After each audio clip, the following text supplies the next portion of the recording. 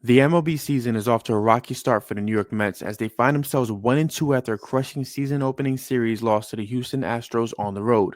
With high expectations and hopes for a fast start, fueled by a flurry of exciting offseason additions, the Mets were primed to hit the ground running, but instead, they're stalling. The most shocking part? They're faltering in an area that was supposed to be their undeniable strength. It's honestly hard to believe the results we're seeing after this series. This is not the start that anyone envisioned. If the Mets have any hope of making another playoff run, they can't afford to let their early season struggles spiral any further. So, what's really going wrong with this team? We're diving deep into the Mets' early season woes in a brand new episode of Mets Post. Let's get it. It hasn't taken long for Juan Soto to settle in after making his season debut for the Mets. Soto already has a batting average above 300 after going 3 for 9 with one home run against the Astros. Unfortunately, it looks like it's going to take the rest of the team a while to find their groove as only two other players have 2 hits while the rest have either 1 hit or have yet to record a hit. Among those players that haven't shown up yet is Francisco Lindor, who is 0 for 11 with 3 strikeouts to start the year. Lindor has a history of starting off slow during his time with the Mets. Last season, he started the season with a mean 0 for 24 streak that still gives me the heebie-jeebies. I got chills, they're multiplying. In fact, Lindor has struggled mightily over the last 2 years with batting averages that were no greater than 211 deep into May and even June. While the evidence is there that Lindor has found ways to bounce back, it feels like he can't really afford to play that game this season with a spotlight on the Mets lineup because of the arrival of Juan Soto. Then there's Pete Alonso, the polar bear, who's 1 for 9 after dragging his free agency negotiations in hopes for a big contract. Juan Soto complimented the Mets power hitter when discussing the protection in the lineup, but I'm starting to think he was just being kind. Pete has struggled mightily since last season. Unfortunately, Mark Vientos is also having a tough start.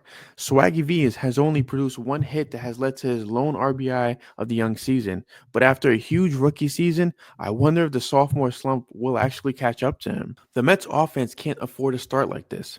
While I will praise their patience at the plate and their willingness to work the count this season, all that will be for nothing if they can't put the ball in play at a consistent rate.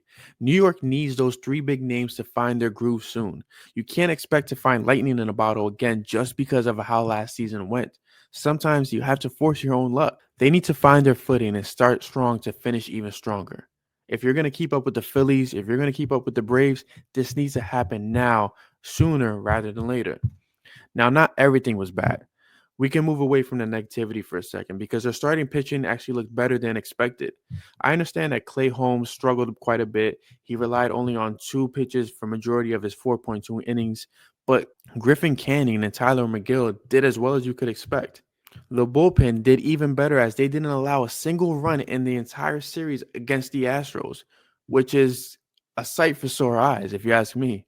They have quite a few gems in that group that will come up big for them down the stretch. Now, the team will attempt to bounce back against the Marlins today before coming back to New York for the home opener against the Blue Jays. David Peterson will get the nod in hopes of leading this team to their second win of the season. I'm sure we'll see great patience at the plate for the Mets, but I want to see consistent hitting from them at the very least. Put the ball in play. They don't have to get all base hits or home runs. Putting the ball in play and finding a rhythm is a good starting point for this team right now. A player to watch for me is going to be Francisco Lindor.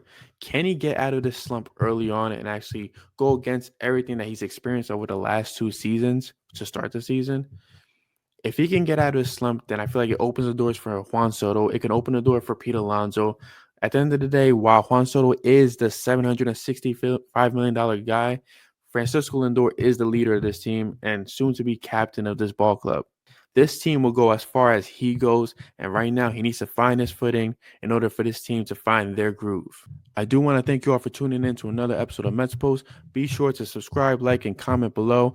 I'll be back later on this week to recap the Marlins series right before the home opener. Until then, I am your host, Brian Cameron, and this is Mets Post. Let's go Mets.